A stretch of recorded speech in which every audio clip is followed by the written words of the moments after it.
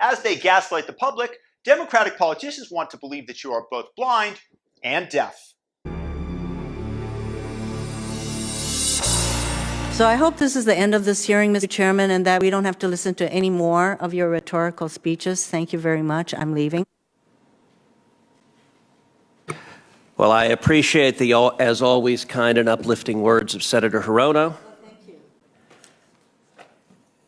And I would also note that throughout her remarks, she still did not say a negative word about Antifa, nor has any Democrat here.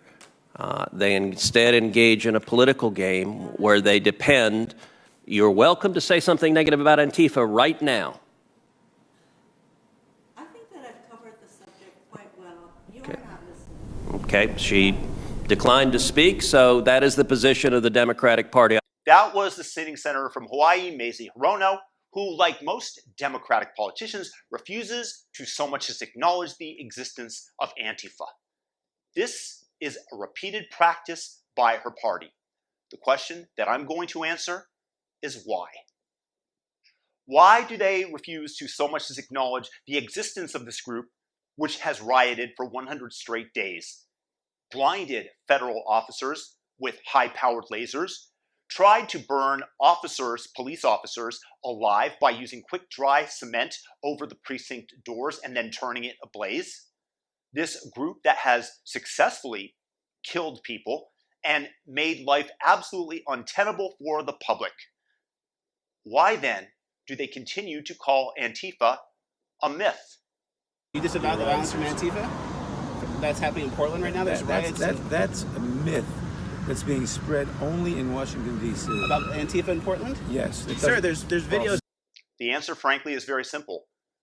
Because whoever is in charge gets blamed for the unrest. Once the blame is laid, the public will demand change, and the Democrats hope to ride the wave of discontentment into the White House.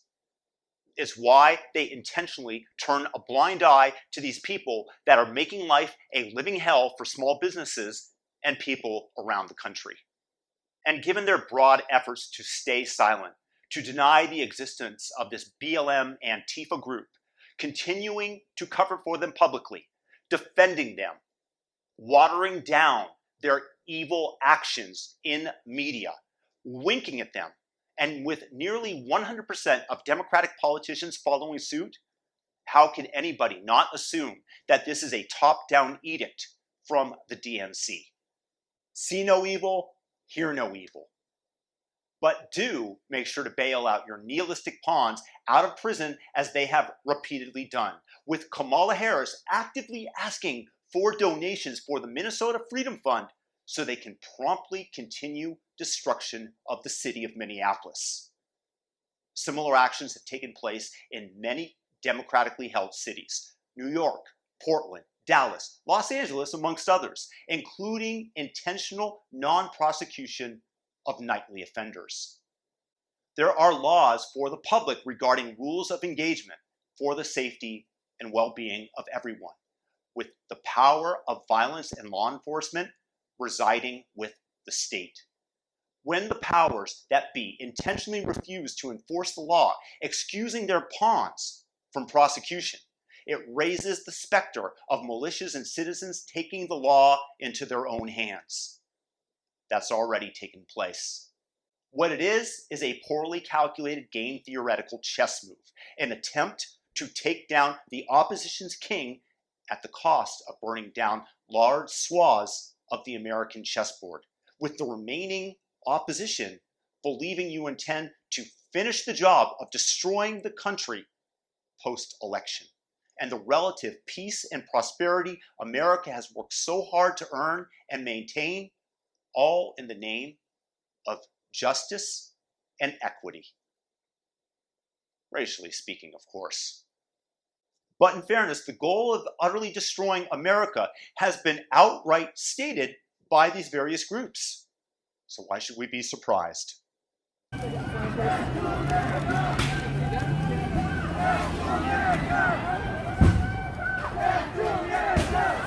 However, Antifa and BLM are just being actively encouraged and rewarded for doing so by the brazen inequity and application of the rules.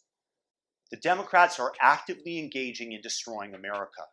They put their hands over their ears when citizens cry out in pain over losing their businesses, savings, and sweat equity when their businesses are looted and razed. They actively attempt to destroy the bonds that we have fostered that unite us by promoting critical race theory and calling all of those who question the dogma as racists, canceling them, getting them fired, and creating intentional pain as a warning to others who don't follow suit. They are intentionally shining a bad light upon law enforcement, turning them into villains. While 99% of officers are decent people trying to protect the public space, the left side of the aisle is intentionally disrespecting them, tries to demoralize them, and makes their job impossible to do. You know why we have police? Because people break the law as it is, and police, law enforcement, de-incentivize others from following suit and turning our nation into a warlord-infested Somalia. When you allow and encourage a group to destroy local businesses, people take notice. When you tell the police to stand down and do nothing, to vacate their precinct, to avoid a fight from dogmatic individuals wishing to enslave us under their communist ideology, people see the fire burning from miles and miles away. When we are unendingly called racist and vile for daring to question Antifa and BLM's motives, the cacophonous accusations reach the ears of the population at large. And do you think that we do not notice your complicity in these events, that you turn a blind eye to them, that you won't call them out by name?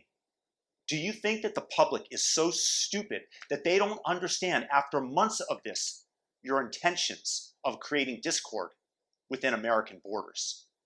The Democrats' insatiable craving and desire for power is so great that they would turn a fertile land of 300 million plus mostly peaceful people living with the freedoms offered to us by our Constitution into a barren land of authoritarianism and hatred amidst their scorched earth policy.